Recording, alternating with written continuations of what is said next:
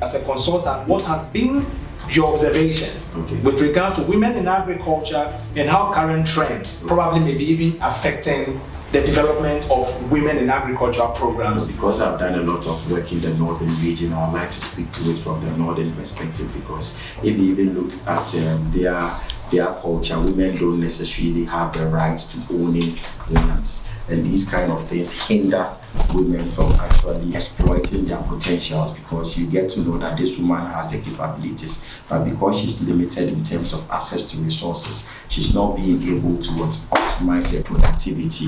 In addition, some of the value chains, there's this perception that it's only men who are capable of venturing into such phases of the value chain to produce. Maize, for instance, now is seen more as a cash crop, or a crop that requires a lot of money during production.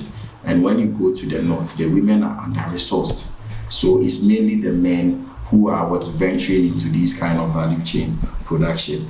Now, a lot of people are moving into soya bean. Even though soya bean is women-oriented, there's a high feeling that they'll be displaced at a point in time, because when the men get to know that it's generating a lot of income, now they are going to take over the farms because they actually own the lands. What do you think should be some of the strategies that these people viewing us and listening to us can adopt? So it's more of advocacy programs, okay? And with the advocacy programs, the target shouldn't only be the women. Exactly. You need to target the men as well, so that they appreciate the aspect of gender parity.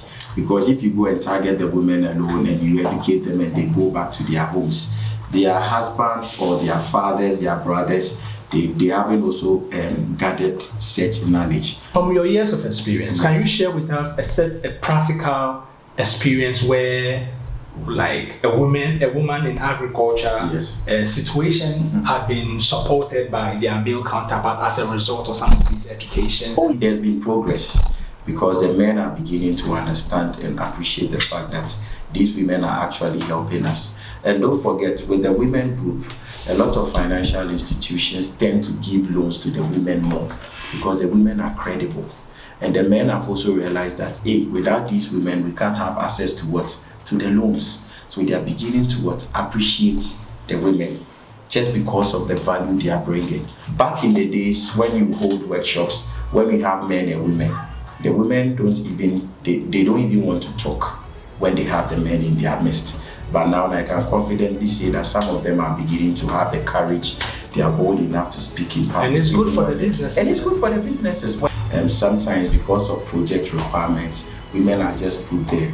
And these women, basically, they might not even have the capacity, but because a project requires it, they are just put there. But people are now beginning to understand, even the women are beginning to understand that I'm not just being put there for the creative purposes. I'm now being put there because of my capabilities. So women are beginning to influence some of the decisions being taken within the association.